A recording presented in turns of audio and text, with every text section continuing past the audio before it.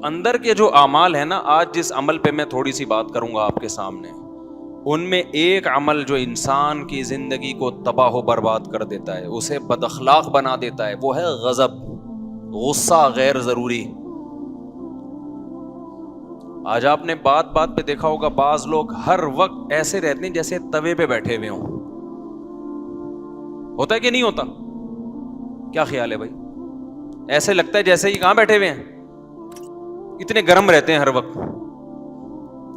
گھر میں جب آئیں گے بچے خوش ہونے کے بجائے ٹینشن میں، ابا آ گئے گھر میں، اماں آ گئی، اب پٹیں گے ہم۔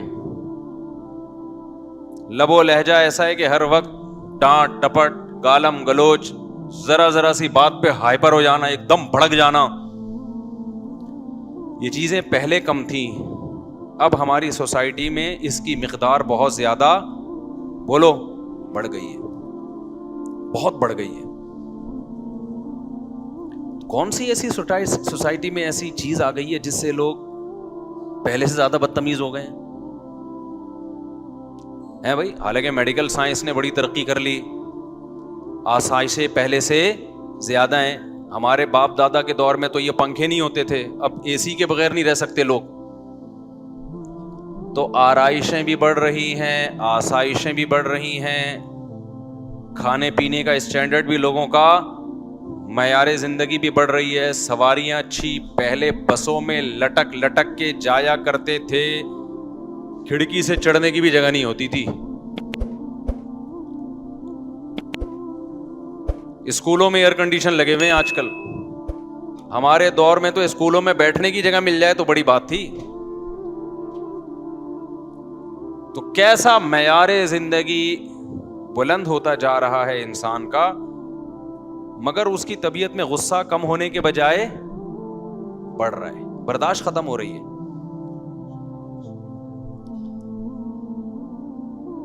اسلام کا حکم ہے کہ آپ اپنے اندر برداشت پیدا کریں۔ اگر یہ اسلام کا حکم نہ ہوتا، صرف میڈیکل سائنس کی بات ہوتی، تو میں اس کو جمعے کے ٹاپک میں نہ چھیڑتا۔ نبی صلی اللہ علیہ وسلم کی خدمت میں ایک صحابی حاضر ہوئے، عرض کیا، یا رسول اللہ مجھے نصیحت کیجئے۔ صحابی کا شاید یہ خیال ہو کہ آپ فرمائیں گے نماز ٹائم پہ پڑھا کرو، زکوٰۃ ٹائم پہ دیا کرو، یہ بھی ضروری ہے، اس کا تو یہ تو اسلام کے ارکان ہیں۔ لیکن نبی نے ان کو یہ نصیحت نہیں کی۔ آپ نے فرمایا لا تغضب، غصہ مت کیا کرو۔ عرض کیا یا رسول اللہ مزید کوئی نصیحت کیجئے۔ چلو یہ والی تو میری سمجھ میں آ گئی ہے، غصہ نہیں کرنا ہے، اور مزید کوئی؟ آپ نے فرمایا لا تغضب، دوسری نصیحت بھی یہی ہے کہ غصہ بولو مت کرو۔ صحابی نے بزبان حال کہا کہ ٹھیک ہے، دو باتیں، دو نصیحتیں ہو گئیں، اب تیسری بھی کوئی نصیحت ہو جائے۔ آپ نے فرمایا لا تغضب، تیسری نصیحت بھی یہ ہے کہ غصہ مت کرو۔ فردد مرارا، بار بار نبی صلی اللہ علیہ وسلم ان الفاظ کو ریپیٹ کرتے رہے، غصہ مت کرو، غصہ مت کرو، غصہ مت کرو۔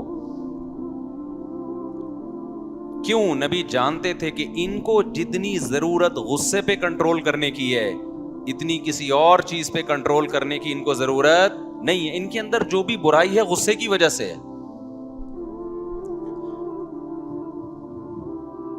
قرآن میں اللہ تعالیٰ نے جو اہل جنت کی صفات بیان کی ہیں، کہ جن لوگوں کو دنیا میں دیکھنا ہو کہ جنتی کیسے ہوتے ہیں، تو ان کی کچھ کوالٹیز ہوتی ہیں، ان کوالٹیز کو دیکھ کے اندازہ لگا لیا کرو کہ یہ کہاں جائے گا، جنت میں جائے گا یا جہنم میں جائے گا۔ ہمیں پہلے سے کسی کا پتہ ہے کہ کون جنت میں جائے گا کون جہنم میں جائے گا؟ بتاؤ بھائی، پتہ ہے پہلے سے؟ نہیں پتہ نا۔ لیکن کچھ علامتیں ہوتی ہیں۔ آپ سعودی عرب میں جاؤ، ہمیں نہیں پتہ ہوتا اس میں ملکی کون ہے غیر ملکی کون ہے، لیکن جس نے لال یوں ڈالا ہوا ہے، بڑا سا جبہ ہے اور رسہ ایسے کر کے ڈالا ہوا ہے، تو غالب یہ ہے کہ یہ یہاں کا مقامی سعودی ہے۔ اور جو بیچارہ شلوار قمیض میں گھوم رہا ہے، ٹیڑھی میڑھی سی ٹوپی ہے اس کی، ایسے لگ رہا ہے کہ جیسے قرضہ مانگنے آیا ہوا ہے، تو سمجھ جاؤ کہ یہ کیا ہے، زیادہ تر 100% نہیں، یہ انڈین یا پاکستانی ہے. حالانکہ یقین نہیں ہوتا، عین ممکن ہے کہ سعودی نے شلوار قمیض شو کے لیے پہن کے دیکھا ہو کہ کیا لگ رہا ہے، لیکن علامتوں سے اندازہ ہو جاتا ہے، اندازے کے لیے علامتیں ہوتی ہیں. اکثر مالدار لوگوں کی ڈریسنگ سے پتہ چل جاتا ہے کہ یہ پیسے والے ہیں، حالانکہ ہم نے ان کی جیبوں کو ٹٹول کے نہیں دیکھا ہوتا. غریب آدمی کی ڈریسنگ سے پتہ چل جاتا ہے کہ اس کی جیب میں پیسے کے علاوہ سب کچھ ہے، حالانکہ ہم نے جیبوں کو ٹٹول کے نہیں دیکھا ہوتا. آپ نے سنا ہوگا نا بھائی تو شکل سے غریب لگتا ہے، سنا ہوگا نا یہ لفظ. تو علامتیں ہیں نا، علامتیں، ان سے بہت چیزوں کا انسان کو آئیڈیا ہو جاتا ہے. تو اللہ میاں نے جنت میں کون جائے گا اور کون جہنم میں جائے گا یقینی طور پر تو صرف ہمیں پیغمبروں کے بارے میں بتایا کہ پیغمبر سارے جنت میں جائیں گے، اور صحابہ کے بارے میں بتایا کہ جنت میں جائیں گے. باقیوں کے بارے میں مجھے اور آپ کو نہیں پتا کہ کون جنت میں جائے گا اور کون جہنم. نہ آپ مجھے دیکھ کے یقین سے کہہ سکتے ہو، نہ میں آپ کو دیکھ کے، لیکن اللہ نے کچھ علامتیں بتا دی ہیں بھائی کہ یہ والی علامتیں جن لوگوں میں پائی جائیں تو غالب یہ کہ یہ کہاں کے لیے بنے ہیں؟ جنت کے لیے بنے. اور یہ والی علامتیں جن لوگوں میں پائی جائیں تو یقینی طور پہ تو نہیں کہہ سکتے، لیکن غالب یہ ہے کہ یہ کہاں جائے گا؟ جہنم میں. کیوں؟ جہنم میں یہی اسی ڈیزائن کے لوگ جاتے ہیں. سمجھتے ہو اب وہ ڈیزائننگ کیا ہے؟ بہت ساری چیزیں ہیں. اللہ میاں نے سب سے پہلے نماز کا ذکر کیا کہ جس کو 5 ٹائم مسجدوں میں حاضری دیتے ہوئے دیکھو تو غالب کیا ہے کہ یہ کس کے لیے بنا ہے؟ جنت کے لیے بنا ہے. سب سے زیادہ تو اس میں نماز کو فوکس کیا گیا ہے. یہ ظاہری اعمال ہے، ظاہری. لہذا جو مسجدوں میں حاضری نہیں دیتا، نماز نہیں پڑھتا، تو ظاہری جو علامت ہے نا، اس سے کچھ باطنی علامتیں کچھ ظاہری ہیں. میں ظاہری علامت کی بات کر رہا ہوں. تو جو نماز ہی نہیں پڑھتا تو غالب کیا ہے کہ یہ کس کے لیے بنا ہے؟ جنت کے لیے، جہنم کے لیے؟ غالب ہی ہے. یقینی فتویٰ نہیں دے سکتے ہم. علامتیں کون سی ہیں؟ جہنم والی علامتیں.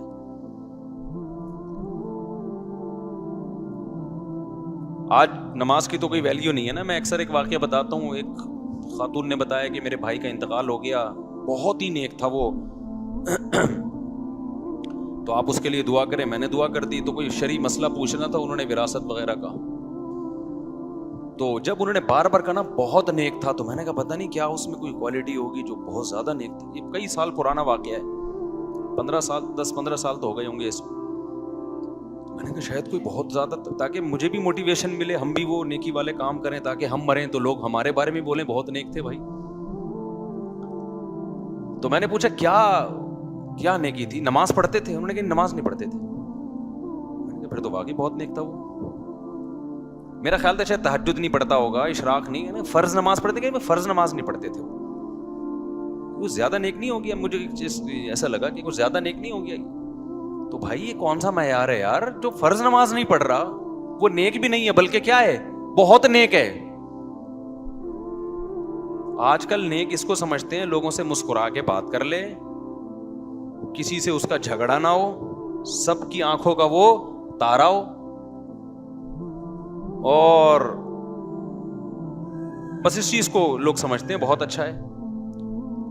وہ بھائی پہلے اللہ میاں سے پوچھو جس نے پیدا کیا ہے. اللہ میاں اچھوں کو جب ایکسپلین کرتے ہیں، ڈیفائن کرتے ہیں، تو ایک جگہ بھی قرآن میں ایسی نہیں ہے جہاں اللہ نے نماز سے شروع نہ کیا ہو.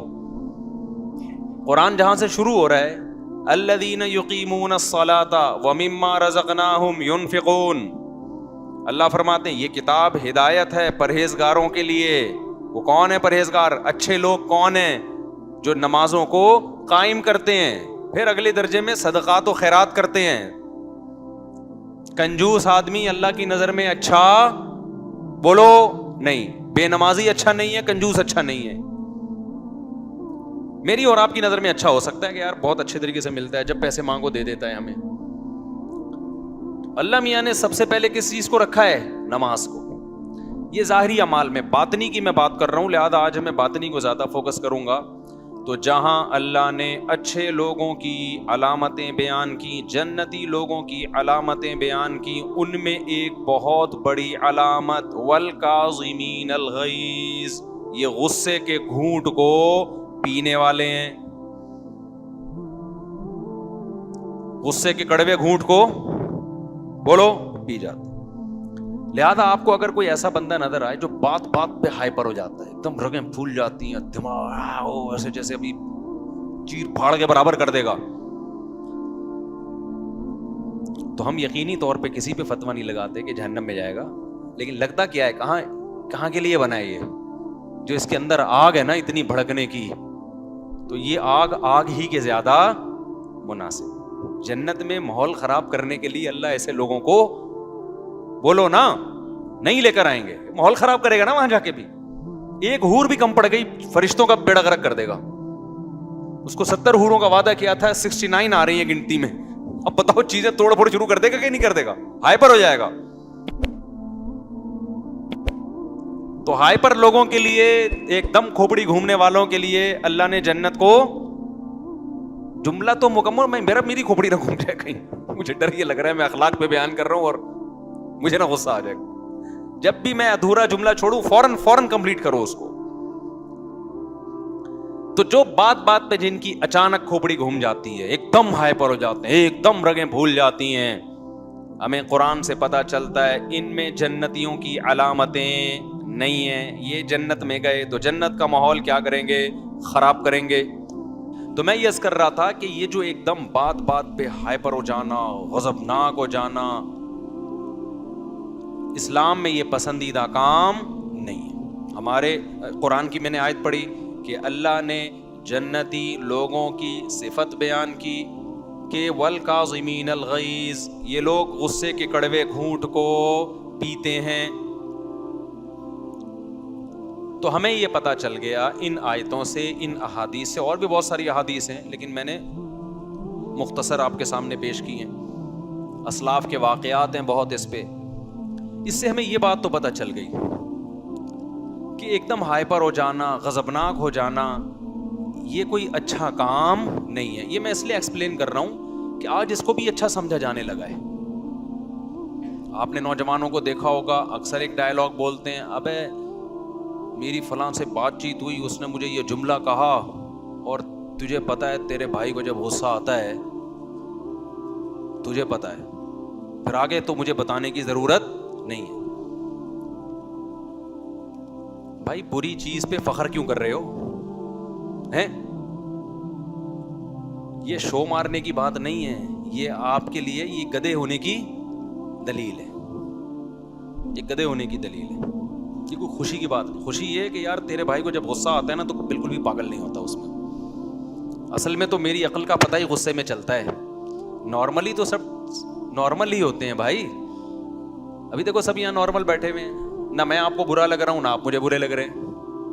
آرام سے تمیز سے بیٹھ کے ہم ایک دوسرے کی بات سن رہے ہیں. اصل مقصد ہے کہ جب کسی غصہ آیا ہوا ہو, پھر آپ کا ایٹیٹیوڈ کیا ہوتا ہے, پھر آپ کا اسٹائل کیا ہوتا ہے, پھر آپ کنٹرول میں رہتے ہیں کہ نہیں رہتے. اگر کنٹرول میں رہتے ہیں فخر کرنے کی چیز ہے. پھر بولا کرو یار تیرے بھائی کو جب غصہ آتا ہے نا پھر بھی ایسے ہی رہتے جیسے ابھی. سمجھ میں نہیں آ رہی بات؟ تو یہ نوجوان یہ ڈائلاگ سیکھ لیں. یہ نہ بولا کریں بھائی تیرے بھائی کو جب غصہ آتا ہے تو پھر پاگل ہو جاتا ہوں میں, پھر میں نہیں دیکھتا. جس کی یہ عادت ہے نا جب غصہ آتا ہے تو بالکل پاگل ہو جاتا ہے, تو خوب سمجھ لو کہ اس طرز عمل میں وقتی طور پر چند بے وقوف آپ کی تعریف کر لیں گے کہ یار یہ کسی کی نہیں سنتا, ڈرتا ورتا نہیں ہے. چند بے وقوف تعریف کریں گے, لیکن ایسا آدمی پریکٹیکل لائف میں بری طرح ناکام ہوتا ہے.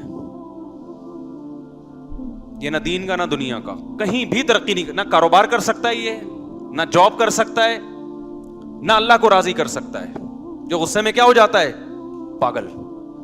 نہ یہ گھریلو لائف میں کامیاب ہے, طلاقیں بھی ہوں گی ان کے گھروں میں, بچے باغی بنیں گے, رشتہ دار ٹوٹ جائیں گے,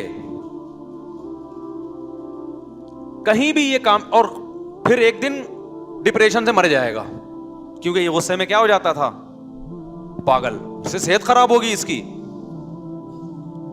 ہمیشہ خوش مزاج لوگ جو غصے میں پاگل نہیں ہوتے, غصہ آتا کم ہے ان کو, ہمیشہ وہ کامیاب لائف گزارتے ہیں.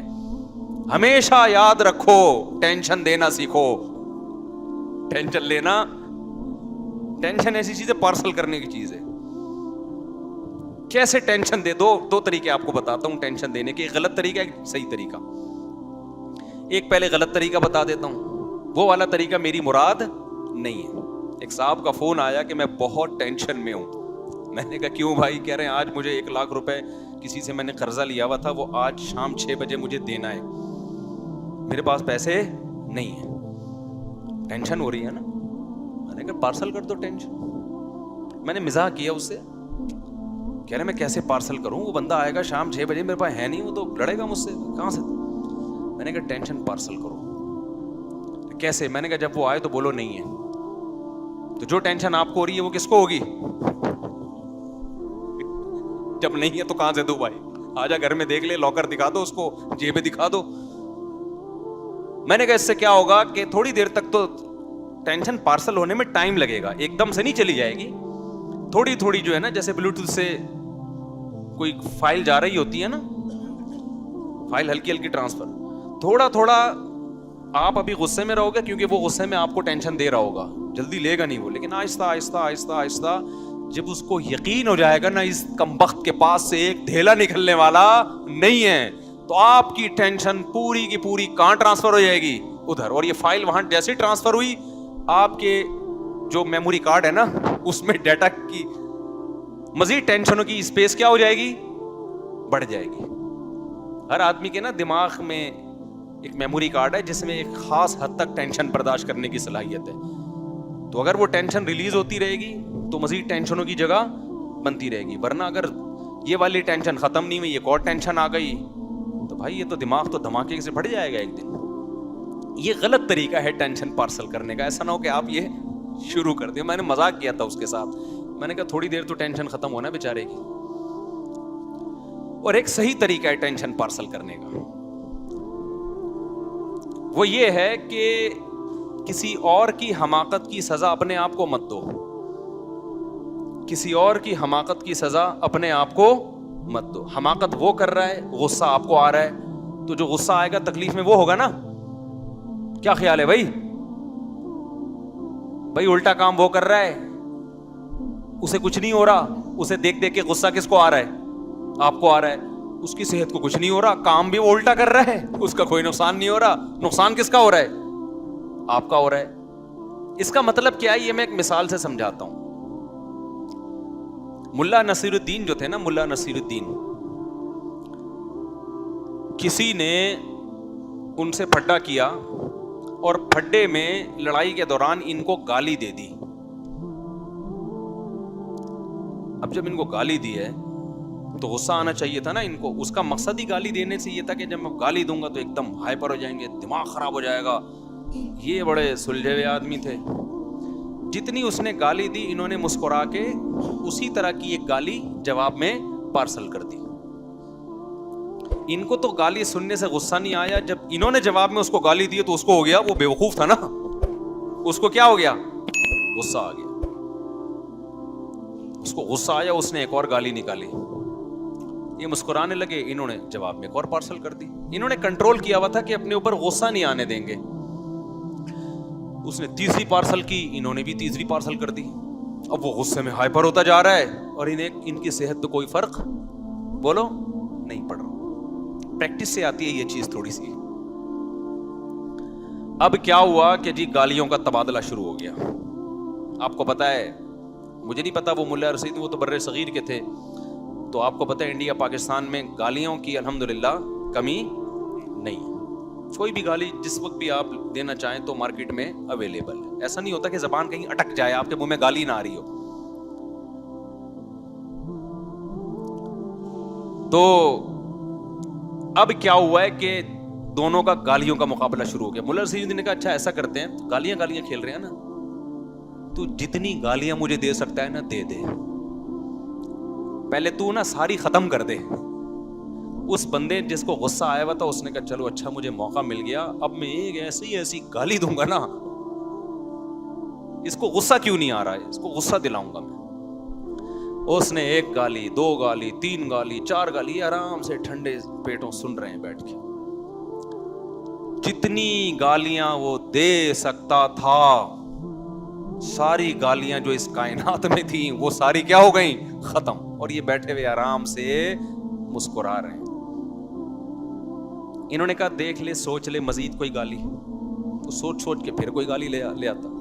بالآخر تھک گیا نا، اس نے کہا اب ختم بھائی. انہوں نے کہا میرا نمبر ہے. اس نے کہا جتنی گالیاں تو نے دی ہیں وہ بھی، جتنی اس کائنات میں موجود ہیں، جتنی ماضی میں کوئی کسی کو دے چکا ہے، جتنی حال میں دے رہا ہے اور جتنی فیوچر میں دے گا، وہ ساری ایک تھیلے میں اور وہ تجھے. اس کو غصہ آیا، بولا الو کے پٹھے. اس نے کہا تھیلے میں، یعنی یہاں سے ریورس ہو کے کہاں جا رہی ہے؟ اس نے کہا جو بھی گالیاں نکال رہے ہیں نا وہ کہہ رہے ہیں کہاں ہے وہ؟ تھیلے میں. اب تو جتنی گالیاں دے گا وہ آلریڈی میں ریورس کر کے، وہ ساری کس کو جا کے لگ رہی ہیں؟ اب وہ ہو رہا ہے لال پیلا، بلڈ پریشر ہائی.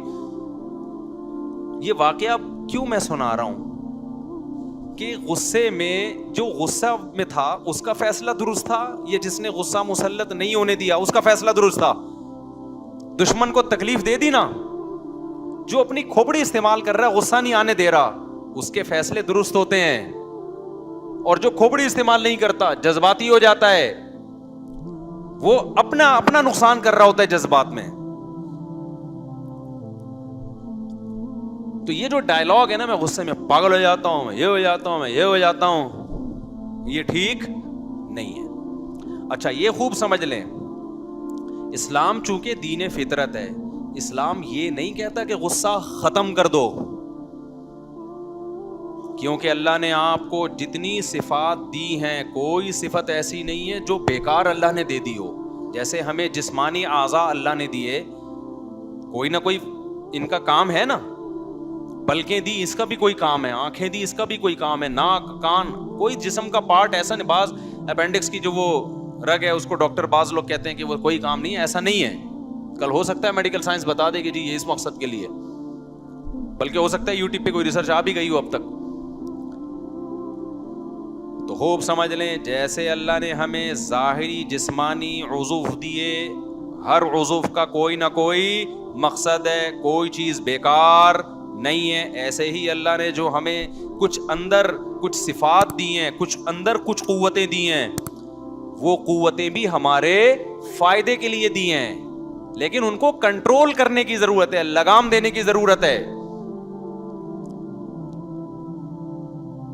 اللہ نے ہمارے اندر محبت کا جذبہ رکھا، اب یہ جذبہ غلط استعمال ہو رہا ہے، عشق معاشقے ہو رہے ہیں اور حرام کاریوں کی طرف جا رہا ہے یہ جذبہ.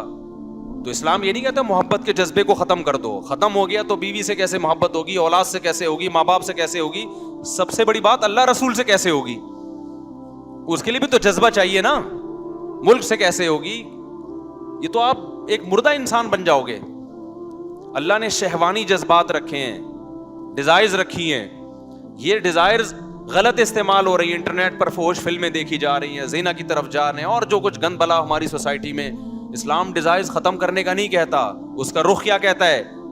صحیح جگہ لے کے جاؤ، نکاح کی طرف جاؤ، اس سے اولاد ملے گی تمہیں، گھر کا ماحول اچھا ہوگا. تو اور اس کو بھی اعتدال سے لگام دینے کی ضرورت ہے. بے لگام کریں گے وہ ادھر ادھر انسان درندہ بن جاتا ہے، پھر اس کو کنٹرول میں لے کر آئیں. تو اسی طرح غضب، غصہ آنا، یہ اللہ کی طرف سے ایک نعمت ہے، لیکن آج اس نعمت یہ ہمارے کنٹرول میں بولو نہیں ہے. اس کی مثال ہے جیسے گھوڑا دے دیا اللہ نے آپ کو سواری کے لیے. اب بغیر لگام کے گھوڑا اچھا ہوتا ہے یا لگام والا اچھا ہوتا ہے؟ گھوڑے کو آپ لگام دے نہیں رہے تو میرے بھائی آپ گھوڑے پہ سوار نہیں ہوگے، گھوڑا آپ پہ سوار ہوگا. وہ آپ پہ سوار ہو کے بولے گا ادھر کو چل.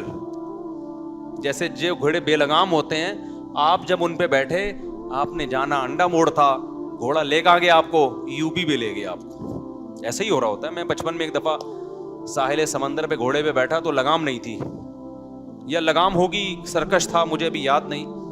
تو میں جدھر کو بھاگ رہا ہوں گھوڑا کہاں بھاگ رہا ہے؟ میں تو ڈر گیا. میں نے کہا بھائی پتہ نہیں کہاں لے کے جا رہا ہے مجھے. ہم ادھر کو جانا چاہتے ہیں، یہ کہیں اور لے جا، کنٹرول میں ہی نہیں. اب اس کا ایک حل تو یہ ہے کہ ہم کہیں گھوڑے پالنا ہی حرام ہے, سواری رکھنا ہی حرام ہے. او بھائی نہیں, یہ تو اللہ نے انسانوں کی خدمت کے لیے جانور پیدا کیے ہیں بھائی, تو ان کی خدمت کے لیے ضروری ہے کہ ان طاقتوں کو لگام دی جائے. لگام یہ آپ پہ سوار نہ ہو, بلکہ یہ آپ کے کنٹرول میں ہو, آپ ان کے کنٹرول میں نہ ہو. تو جو آدمی غصے میں پاگل ہو جاتا ہے, اس کا مطلب وہ غصے کے کنٹرول میں ہے, غصہ اس کے کنٹرول میں نہیں ہے. تو اللہ نے انسان کو جو غصے کی صفت دی ہے نا, اس کا فائدہ کیا ہے پہلے یہ بتا دوں, پھر بتاؤں کہ ختم کرنا مقصد نہیں ہے کہ غصہ آنا ہی ختم ہو جائے, یہ ہو بھی نہیں سکتا. یہ مرو گے تبھی ہوگا ختم. مرے ہوئے کو کوئی غصہ آتا ہے؟ دفنانے میں دیر کر رہے ہو, اس کی وراثت غلط تقسیم ہو رہی ہے, وہ بیچارہ آرام سے چپ چاپ پڑا رہتا ہے. تو یہ اللہ نے انسان کے اندر رکھی یہ صفت اس لیے ہے تاکہ لوگوں کے دل میں اس کا تھوڑا سا خوف رہے, کیونکہ یہ دنیا بڑی ظالم ہے, یہ کمزور کو کھا جاتی ہے, کمزور کا حق ادا نہیں کرتی. اگر کسی کو آپ کے بارے میں پتا ہو کچھ بھی کر لو اس کو غصہ ہی نہیں آئے گا, تو بعض دفعہ وہ آپ پہ ظلم کرنا شروع کر دیتا ہے. بچوں کا دیکھ لو, بچوں کے دل میں اگر یہ بات بیٹھ جائے ہمارے ابا کو کبھی بھی غصہ نہیں آتا, کچھ بھی کر لو, تو تھوڑے دنوں میں بچے باپ بنے ہوئے ہوں گے اور آپ کیا بنے ہوئے ہوگے, آپ بچے بنے ہوئے ہوگے. ایسا ہی ہے نا. اگر بیوی کو پتا چل جائے کہ میرا شوہر کچھ بھی کہہ دو اس کو, اس کی کھوپڑی تو ایسے, اس نے بیانات سنے ہوئے کہ کھوپڑی ایسی سیٹ ہوئی ہے, ایلفی سے سیٹ کر دی ہے, اب یہ گھوم ہی نہیں سکتی, ذرا سے بھی نہیں گھومے گی, یہ جتنی گھومنی چاہیے اتنی بھی نہیں گھومے گی. تو آپ کی ماں کو بھی گالیاں دے گی, آپ کے باپ کو بھی گالیاں دے, وہ خواتین جو میرا بیان نہیں سن رہی ان کی بات کر رہا ہوں, تو وہ بہت کچھ کر لے گی, آپ کے پلاٹوں کی فائلیں بیچ بیچ کے کھا جائے گی. اسی طرح اگر مرد کو پتا ہو کہ میری بیگم کو ذرہ برابر بھی کسی بات پہ غصہ ہی نہیں آتا, اتنی پولائٹ طبیعت کی مل گئی ہے مجھے, تو مرد حقوق ادا کرنا ختم کر دے.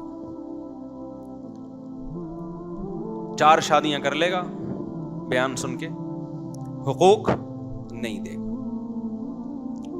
لٹکا دے گا ان کو, کرے گا پھر بھی نہیں 4 شادیاں, تو میں نے مذاق سے کہہ دیا, کی ہوتی تو کوئی تو کر رہا ہوتا نا, لیکن حقوق ادا نہیں کرے گا. بہرحال حضرت مولانا اشرف علی تھانوی رحمۃ اللہ علیہ فرمایا کرتے تھے کہ جب بیٹیاں ہوتی ہیں نا تو ان کے لیے بھائی کا ہونا بھی ضروری ہے. تمہارے مرنے کے بعد تمہاری بیٹیوں کا تحفظ تمہارے بیٹے کریں گے.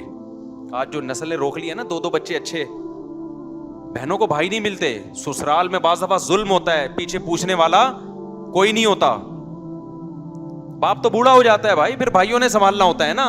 تو بہنوئی کو ڈر کس کا ہوتا ہے؟ بھائی سالوں کا ڈر ہوتا ہے.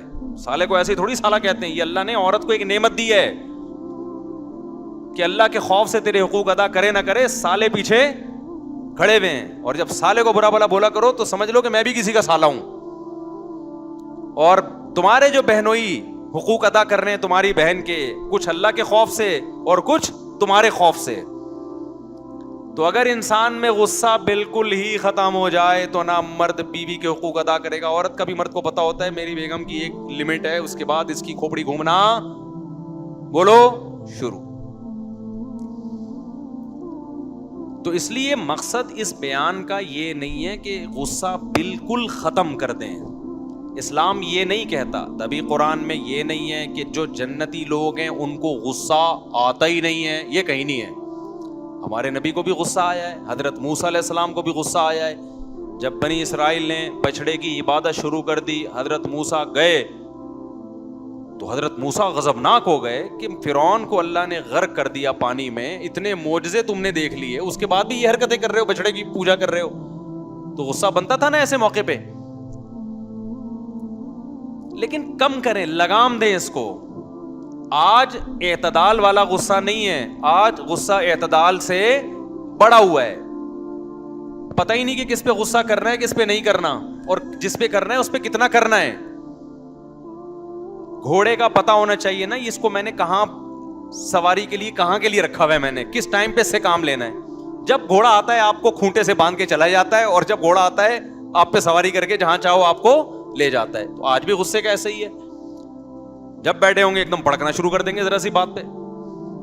بھڑک کے یہی نہیں پتا ہوتا کہ کس پہ بھڑک رہا ہے. تو اپنے باپ کے سامنے کیوں بھڑک رہا ہے؟ بھائی یہ تیرا باپ ہے, یہ تیری ماں ہے, یہ تیرا ٹیچر ہے, یہ استاذ ہے, یہ عالم ہے, یہ بزرگ ہے, یہ خاندان کے بڑے ہیں, یہ چچا ہیں, یہ ماموں ہیں. نہیں بھائی, میں باپ ماموں کا فرق نہیں جانتا, مجھے غصہ آتا ہے, میری کھوپڑی گھومتی ہے. باپ کے سامنے آپ کو غصہ کرنے کی اجازت بولو نہیں. اگر ہوتی تو سب سے پہلے ابراہیم علیہ السلام اپنے باپ پہ غصہ کرتے, ان کا رائٹ تھا, یہ ان کا حق بنتا تھا. کیوں اتنا ظلم کیا ابراہیم کے باپ نے کہ ایک پیغمبر جو قوم میں توحید کی دعوت دے رہا ہے کہ بت پرستی چھوڑ دو, انہی کے گھر میں بتوں کی فیکٹری لگی ہوئی ہے. کیا گزرتی ہوگی ابراہیم علیہ السلام کے دل پہ, کیسے آرے چلتے ہوں گے. پوری قوم سے حضرت ابراہیم کے مناظرے ہو رہے ہیں. ما هذه التماثيل التي انتم لها عاكفون, یہ کیسی تصویریں ہیں جن کے سامنے تم جھکتے ہو, خدا کو چھوڑ کر اپنے ہاتھ کی بنائی ہوئی چیزوں کو کیوں پوجتے ہو. لوگ جواب میں کیا کہتے ہیں؟ پہلے اپنے یہی کہتے ہوں گے نا, اپنے گھر کو تو ٹھیک کر لو, یہ تو ہم نے تصویر خریدی تمہارے باپ سے ہے. یہی کہتے ہوں گے نا جواب میں. کیا گزرتی ہوگی. آپ صبح شام پی ٹی آئی کے حق میں تقریر کر رہے ہو, عمران خان زندہ باد, یہ زندہ باد, اور ایک دم جذباتی ہو جاتے ہو. آپ کے ابا کس کے سپورٹر ہیں؟ مسلم لیگ کے. گھروں میں لڑائیاں ہو رہی ہیں کہ نہیں ہو رہی؟ اس بیس پہ لڑائیاں ہو جاتی ہیں. تو یہ مسئلہ بہت کم ہے. ابراہیم علیہ السلام کا مسئلہ اس سے کئی گنا, وہاں P T I Muslim league کا جھگڑا نہیں تھا, وہاں تو وہ چیز, وہ شرک گھر میں ہو رہا ہے جس شرک کو روکنے کے لیے اللہ نے ابراہیم خلیل اللہ کو بھیجا ہے, اور اس پہ جنت اور جہنم کے فیصلے ہوتے ہیں. پی ٹی آئی اور مسلم لیگ پہ جنت جہنم کے فیصلے نہیں ہوتے. اس سے بڑا اختلاف تھا. ایک حرف باپ کی شان میں نازیبا نکلا ہو, قرآن میں دکھا دو مجھے کہیں. ابراہیم علیہ السلام تبلیغ کے دوران کبھی خود پہ غصہ آنے دے دیا انہوں نے, یا ایسی ورڈنگ استعمال کی ہو جس سے باپ کی شان میں ذرہ برابر بھی توہین کا عنصر نکلتا ہو. پورے قرآن میں جو بھی کانورزیشن ابراہیم علیہ السلام کی اپنے والد کے ساتھ ہے, اس میں ایسے بے ادبی کے لفظ بھی کہیں ہمیں نہیں ملتا. اور دوسری طرف سے جو رسپانس مل رہا ہے وہ دھمکیاں ہی مل رہی ہیں. یا ابتی لما تعبد ما لا يسمع ولا يبصر ولا يغني عنك شيئا, اے میرے پیارے ابا, آپ ایسے بتوں کی عبادت کیوں کرتے ہو جو نہ سن سکتے ہیں, جو نہ دیکھ سکتے ہیں, اور نہ آپ کو فائدہ پہنچا سکتے ہیں. میں آپ کے فائدے کے لیے کہہ رہا ہوں, کیوں کر رہے ہیں؟ انی اخاف, وہ کیا آیت قرآن کی, ہاں, انی اخاف ان یمسک عذاب من الرحمن, مجھے ڈر ہے رحمان کی طرف سے کوئی مصیبت نہ آ جائے آپ کے اوپر, میں آپ کو مصیبت سے بچانا چاہتا ہوں. یہ کتنے مزے, کتنے آرام سے, محبت سے سمجھا رہے ہیں, اے میرے پیارے ابا. جواب میں کیا رسپانس ملتا ہے, رپلائی کیا ہوتا ہے؟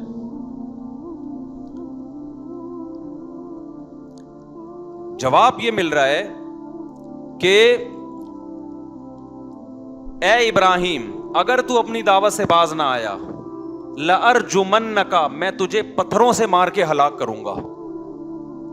آج باپ جو کہتے ہیں نا میں تیری ٹانگیں توڑ دوں گا, میں تجھے تھپڑ ماروں گا, یہ ہوتا ہے نا, جبکہ یہ بھی اوپر کی دھمکی ہوتی ہے. ابراہیم علیہ السلام کا والد کیا کہہ رہے ہیں کہ وَهْجُرْنِي مَلِيًّا, مجھے میرے حال پہ چھوڑ دے, اگر تو اسی طرح تبلیغ مجھے سمجھاتا رہا, لَأَرْجُمَنَّكَ, میں کیسے ماروں گا؟ پتھروں سے مار مار کے ہلاک کروں گا, میں اذیت ناک موت دوں گا.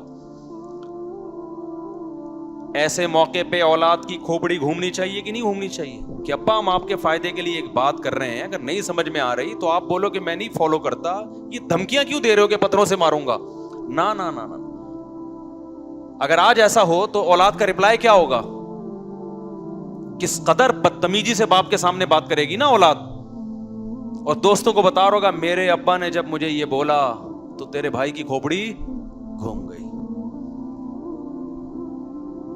ہم کسی کا کھاتے تھوڑی ہیں, ہم خود جاب کرتے ہیں, ہم خود کماتے ہیں, ہمارا اپنا بزنس ہے. باپ نے ہمیں کھلا پلا دیا تو کون سا کوئی خرید تھوڑی لیا, غلام تھوڑی بن گئے ہیں. یہ رپلائی ہوتا ہے کہ نہیں ہوتا؟ آپ ابراہیم خلیل اللہ کے حوصلے کو داد دو بھائی. جب ابراہیم علیہ السلام کے باپ نے یہ جملہ کہا نا, اتنی پیاری تبلیغ کا رپلائی کیا ہو رہا ہے؟ پتھروں سے مار کے ہلاک کروں گا. قال السلام علیک, اے ابا اللہ کی آپ پر سلامتی ہو. ساستغفر لک ربی انہ کان بی حفیہ. اب میں آپ سے نا امید ہو گیا, جو آپ کا رسپانس ہے اس سے لگ رہا ہے کہ آپ بت پرستی نہیں چھوڑو گے, لیکن میں آپ کی خیر خواہی میں لگا رہوں گا. ٹھیک ہے, میں اب تبلیغ نہیں کروں گا آپ کو, کیونکہ اس سے فائدے کے بجائے کیا ہو رہا ہے؟ نقصان. بعض دفعہ یہ ہوتا ہے تبلیغ سے فائدے کے بجائے نقصان, اور آپ کی اللہ سے دشمنی بڑھ رہی ہے. لیکن ایک کام ہے, آپ کے لیے موت تک مغفرت کی دعا کرتا رہوں گا. میں کیا کرتا رہوں گا؟ اللہ سے دعا کرتا رہوں گا کہ میرے باپ کو بخش دے. سمجھ میں آ رہی ہے بات کہ نہیں آ رہی ہے؟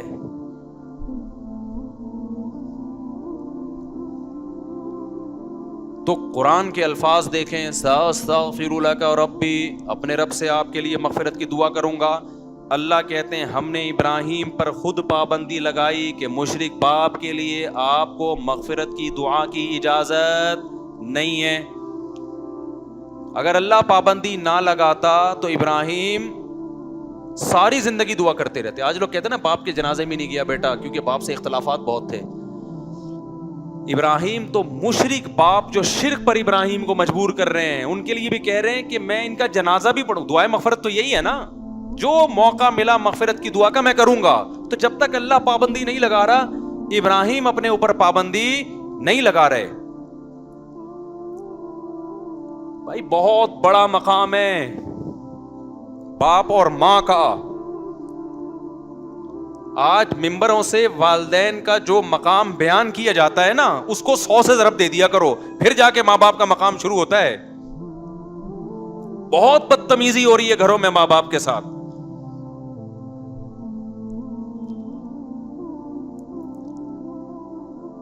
بہت زیادہ بد کلامی ہو رہی ہے. قرآن نے جتنے اہتمام سے ماں باپ کو بیان کیا والدین کو, اتنے اہتمام سے قرآن نے کسی اور کو بیان بولو نہیں کیا. اور یہ چیز تو عقل میں آتی ہے. اپنی ماں اور باپ کی محبت نہیں دیکھتے بچپن میں کیسے ہوتی ہے؟ کیسے 30 40 سال ماں روٹیاں پکا پکا کے کھلاتی رہے کہ آپ جیسے ابراہیم علیہ السلام نے باپ کو سمجھایا, آگے دھمکیاں آنا شروع ہو گئیں. تو اب ابراہیم علیہ السلام جانتے تھے کہ اب اگر میں باپ کے ساتھ رہتا ہوں تو اس میں نہ باپ کا فائدہ نہ میرا فائدہ. اس سے ریلیشن جڑنے کے بجائے کیا ہوگا؟ خراب ہوگا. تو ایسی صورت میں باپ سے کنارہ کشی اختیار کر لی, بد کلامی نہیں کی. ہم بھی اولاد کو کہتے ہیں اگر باپ ظالم ہے, بعض دفعہ ہوتے ہیں ماں باپ ظلم کر رہے ہوتے ہیں, تو بدتمیزی مت کرو, کنارہ کشی اختیار کی جا سکتی, علیحدہ ہوا جا سکتا ہے.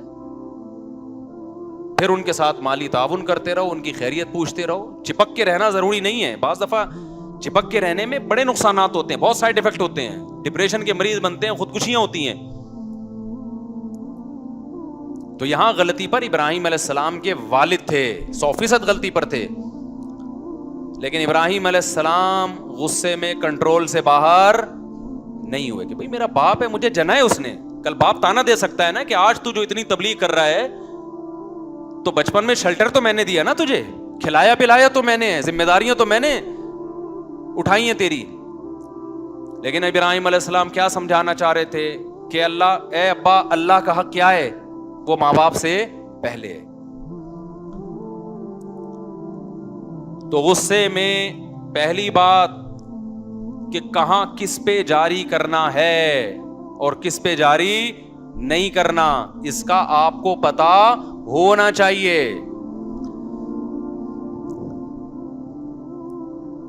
دوسری بات, جس پہ جاری کرنا ہے کتنا کرنا ہے, اس کا بھی آپ کو پہلے سے علم بولو. بلکہ اس سے بھی پہلے کہ جس پہ جاری کرنے کی اجازت ہے, کیا ہر وقت اجازت ہے یا اس کی بھی کوئی لمٹ ہے؟ اس کی لمٹ یہ ہے, بعض دفعہ کرنا پڑتا ہے جاری, اس کی لمٹ یہ ہے کہ ایک دم جاری نہ کرے. اصل اسلام میں یہ ہے کہ غصہ نہ آنے دو, آ جائے تو کنٹرول کرو. جب آپ یہ سمجھتے ہو کہ اب جاری کیے بغیر گزارا نہیں ہے, سامنے والا میری کمزوری سمجھ کے مجھے کھا جائے گا, ایسی مجبوری میں آپ غصہ جاری کر سکتے ہو, وہ بھی اعتدال سے. سمجھتے ہو کہ نہیں سمجھتے ہو؟ بعض دفعہ غصے کی بات ہوتی نہیں ہے, آپ کو ایویں میں آ رہا ہوتا ہے, یہ تکبر کی علامت ہے. آپ میں غلطی ہے, اگلے نے کوئی نصیحت کی, آپ اگلے کی بات سنتے ہی نہیں ہو, ایک دم رگیں پھولنا شروع ہو جاتی ہیں آپ کی, یہ اس کی علامت ہے. آپ اپنے آپ کو امام مہدی سمجھتے ہو, بھائی آپ میں کوئی خطا ہی نہیں ہو سکتی. یہ فرض کیوں کر لیا ہے آپ نے اپنے بارے میں کہ میں اتنا نیک ہوں کہ میں غلطی نہیں ہو سکتا؟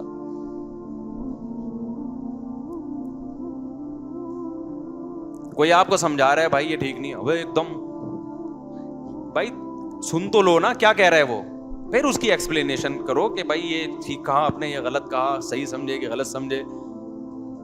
کوئی بات جیسے ہی کی جو ایک دم پڑک سے 2 فٹ اچھلنا شروع. میاں بیوی کے جھگڑوں میں یہ چیز بہت نظر آتی ہے, اسی سے مجھے اندازہ لگا لیتا ہوں غلط کون ہے.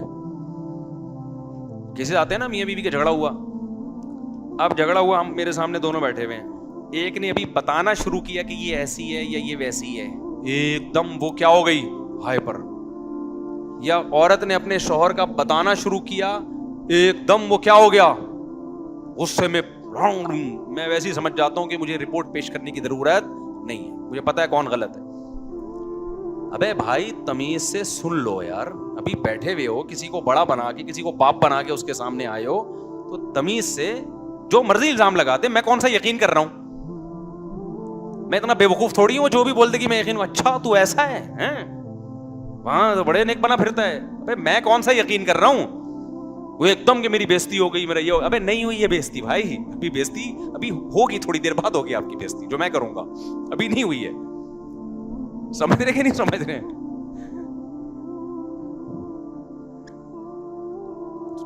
کتنا بھی بڑا الزام, ایک دم نہیں ہائپر ہو جاؤ, تمیز سے آرام سے. نبی صلی اللہ علیہ وسلم نے فرمایا الرفق ما کان فی شیء الا زانا. یہ حدیث کے عربی الفاظ یاد کر لیں, بڑے مزے کی حدیث ہے. الرفق ما کان فی شیء الا زانا وما نزع عن شیء الا شانا. شانا کا معنی ہوتا ہے برباد کر دینا, زانا کا معنی مزین کر دینا. فرمایا نرمی برداشت جس بھی معاملے میں آ جائے, کیسا بھی اوٹ پٹانگ معاملہ ہو نا, اچھا ہو جاتا ہے, وہ سدھر جاتا ہے, سنور جاتا ہے. اور عدم برداشت, جذباتی پن, ایک دم ایکسٹریم لیول پہ پہنچ جانا, غصہ ہو جانا, یہ والی چیز کتنے ہی اچھے سے اچھے معاملے میں بھی ہو نا, تو وہ اچھے سے اچھا معاملہ بھی کیا ہو جاتا ہے, برباد. بہت سے اچھے کام آپ کی ٹینشن کی وجہ سے خراب ہو جاتے ہیں. آپ نے دعوت کی اپنے رشتہ داروں کی, عید کے دن سب آئیں گے, بیٹھیں گے, پیار محبت کی باتیں ہوں گی, ہم ان کو کھانا کھلائیں گے, آخر میں کولڈ ڈرنک پلائیں گے, اور ہمارے رشتے اور زیادہ کیا ہو جائیں گے, مضبوط ہو جائیں گے. اس دن کیا ہوا جی, روٹی آنے میں تاخیر ہو گئی, قورمہ ٹھنڈا ہو رہا ہے, روٹی آنے ایک دم ہائپر ہو گیا, بڑا رکھ کے لگا دیا بچے کو, کھینچ کے تھپڑ. جب کھینچ کو تھپڑ لگایا تو بیگم نے بولا یہ میرے بچے کو آپ ہر وقت مارتے پیٹتے رہتے ہو. تو بیگم کی سالیاں, جو آپ کی سالیاں آئی ہوئی تھی, انہوں نے پھر بہنوئی کو, سالیاں نے دی گالیاں, گالیاں آ گئی, پھر یہاں سے سالے آ گئے, پھر آپ کے ابے عید پہ دعوت تھی, اچھا کام تھا نا, عدم برداشت کی وجہ سے اس اچھے کا کیا ہو گیا, بیڑا غرق ہو گیا. اچھا بڑا کام, شادیاں دیکھو اچھا کام ہے برا کام ہے, رشتے اس سے ٹوٹتے ہیں کہ جڑتے ہیں, جڑتے ہیں, خاندان آباد ہوتے ہیں, بڑھاپے کا سہارا. لیکن اگر غصے ہیں تو شادی سے پہلے اتنی نفرت نہیں ہوتی جتنی شادی کے بعد ہو جاتی ہے. ایک نیوٹرل آدمی تھا, کچھ بھی نہیں لگتا تھا آپ کا, دور دور سے سلام دعا, کوئی دشمنی نہیں دوستی نہیں. اس کی سسٹر سے آپ کی شادی ہو گئی اور دونوں جذباتی ہیں, پھڈے ہوئے, مار دھاڑ ہوئی. اس کے بعد وہ بندہ جو پہلے آپ کو مل کے سلام کرتا تھا, زیادہ نہیں پوچھتا تھا, اب بندوق لے کے آپ کو مارنے کے لیے گھوم رہا ہوگا. اچھا کام تھا, عدم برداشت کی وجہ سے کیا ہو گیا, بیڑا غرق. تو الرفق ما کان فی شیء الا زانا، یہ سید الانبیاء صلی اللہ علیہ وسلم کے زبان مبارک سے نکلے ہوئے الفاظ ہے. جس کام میں بھی نرمی ہوگی، آرام سے، جذباتی پن نہیں، تمیز سے، تو وہ کام کیا بن جائے گا؟ مزین ہو جائے گا. تمیز سے الٹے کام بھی کرو نا، وہ بھی اچھے لگ رہے ہوتے ہیں. ہمارے ایک استاذ ہیں بڑے پولائٹ اور بڑے نرم، لیکن وہ ان میں لچک نہیں ہے. یعنی ہوتا ہے نا بالکل آرڈر جب دینے پہ آتے ہیں تو بس آرڈر، لیکن دیتے بڑے تمیز سے ہیں. جیسے کسی استاذ کے بارے میں شکایت پہنچی کہ یہ صحیح نہیں پڑھا رہے، اور ایک دو دفعہ انہوں نے تنبیہ بھی کر دی صحیح نہیں پڑھا رہے، تو وہ فیصلہ کر لیتے ہیں اس کو نکالنا ہے مدرسے سے. غصہ کبھی نہیں کرتے. وہ کیسے بلاتے ہیں، میں آپ کو اسٹائل سمجھاتا ہوں. استاذ آئے گا ان کے پاس، مدرسے کے امپلائی ہیں، بیٹھیں گے، وہ چائے پلائیں گے. آدمی سمجھتا ہے شاید میرے مزید انکریمنٹ لگنے والے ہیں مجھے. ایک دم جلد بازی میں فیصلہ نہیں کرتے. پہلے کئی بار تنبیہ کی کہ آپ کی غیر حاضریاں بہت ہو رہی ہیں، آپ ایبسینٹ بہت ہوتے ہو، آپ سلیبس کو مکمل نہیں کر رہے، یہ مدرسہ ہے، وقف کا مال ہے، یہاں پہ ذمہ داری پوری کرے. ایک نوٹس بڑی تمیز سے، 2 نوٹس، تیسرا نوٹس، چوتھا، پھر یہ جائے گا کہ ہم آپ کو نکال بھی سکتے ہیں، آپ ذمہ داری. کہیں بھی اس میں گالی گلوچ اور جذباتی، ابے تجھے کیا، تو انسان کا بچہ ہے، گدھا ہے، ایسا کوئی اسٹائل نہیں ہوتا. یہ میرے ٹیچر ہیں، ان کی بات کر رہا ہوں میں. بڑے اچھے اخلاق نا، کام پورا پراپر کرتے ہیں. ایسا نہیں کہ اخلاق میں کام ہی الٹے شروع کر دیں کہ بھائی جو پڑھا رہا ہے ٹھیک ہے، نہیں پڑھا رہا تو بھی ٹھیک ہے. نا اتنا نیک بننے کی ضرورت نہیں ہے. لیکن وہ اپنی زبان نہیں خراب کرتے، غصہ نہیں آنے دیتے. تو وہ کیا کریں گے، بلائیں گے ایک استاذ کو. انہوں نے اپنا واقعہ، استاذ نے مجھے خود بتایا کہ میں گیا تو بیٹھ کے انہوں نے کہا کہ جی چائے پلائی. کہتے میں نے کہا شاید بہت ترقی ہونے والی ہے میری. تو کہا کہ دیکھیے آپ کو میں نے اس سلسلے میں بلایا تھا کہ آپ کی غیر حاضریاں بہت زیادہ ہیں. بولتے بھی بڑے ٹھہراؤ کے ساتھ، آرام سے. آپ جانتے ہیں نا، یہ جانتے ہیں ان استاذ کو، بڑے آرام سے، کہ بعض دفعہ سنا ہی نہیں دیتا، بولنا پڑتا ہے کہ حضرت تھوڑا سا لاؤڈلی ہو جائے. تو وہ دیکھیے آپ چونکہ پڑھا نہیں رہے ہیں اور آپ کی غیر حاضریاں بھی ہیں اور آپ کو کئی بار تنبیہ کی گئی، تو اگلا سمجھتا ہے کہ شاید ایک اور بار اب چائے پلا کے تنبیہ کی جا رہی ہے، کہ دھمکیوں سے باز نہیں آ رہے تو ہو سکتا ہے اکرام سے. تو ایسا ہے کہ وہ آپ کا جو ہے نا، ہم نے آپ کوئی اور اگر مدرسہ دیکھ لیں تو یہ آپ کے لیے مناسب رہے گا. اگلا سمجھتا ہے شاید مشورہ دیا جا رہا ہے مجھے میرے وسیع تر مفاد کے لیے. تو اگلا اگر یہ کہنا کہ میں نہیں دیکھنا، میں تو یہیں پڑھانا چاہتا ہوں، تو بڑے آرام سے کہتے ہیں کہ یہاں سے تو آپ کا اخراج کر دیا گیا، ٹھیک ہے، اس سلسلے میں آپ کو بلایا تھا. سمجھتے ہو کہ نہیں؟ اب اگلے کے سمجھ میں نہیں آ رہا ہوتا کہ میں ان پہ غصہ کروں، یا انہوں نے جو مجھے عزت دی ہے میں بھی ان کو چائے پلاؤں اس عزت کے بدلے میں. سمجھ میں آ رہی ہے؟ اب وہ زمین آسمان کا زور لگا دینا، مدرسے میں اس کے لیے جگہ نہیں ہے. سفارشیں لے آئے، وہ پاؤں میں گڑ جائے، وہ گالی گلوچ شروع کر دے، وہ غصہ ہو جائے، لیکن ان کا اسٹائل چینج نہیں ہوگا. ابے نکل یہاں سے، ابے نہ آپ کا اخراج یہاں سے کر دی، تشریف لے جائیں. دیکھو مجھے ایک بات بتاؤ، طلاق سے بری کوئی چیز ہے؟ یہ آخری بات کر کے بیان ختم کرتا ہوں، پھر اسی ٹاپک کو، یہ بہت اہم ٹاپک ہے، اگلے ہفتے انشاءاللہ مزید لے کے چلیں گے. طلاق سے بری کوئی چیز ہے جس کے سائیڈ ایفیکٹ کتنے زیادہ ہوتے ہیں؟ بتاؤ نا.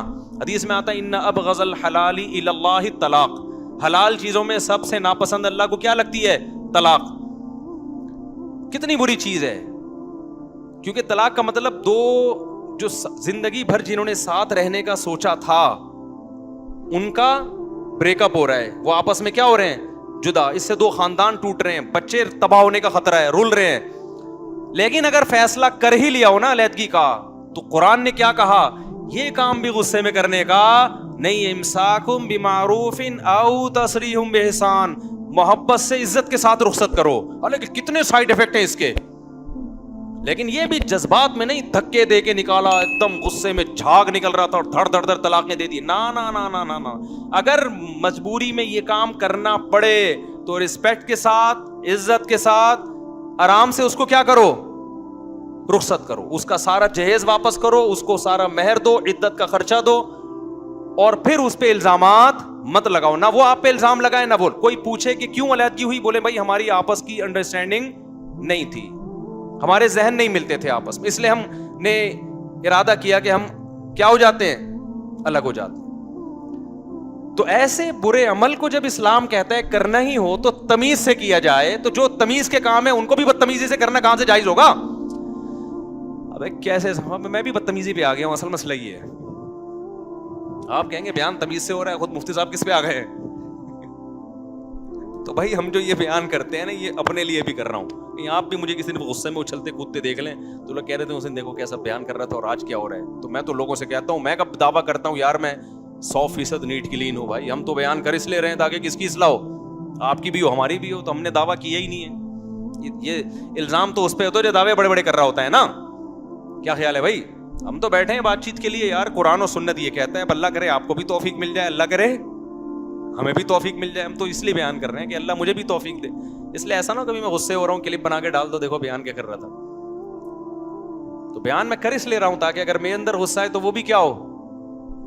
اچھا بعض دفعہ مصنوعی غصہ کرنا پڑتا ہے.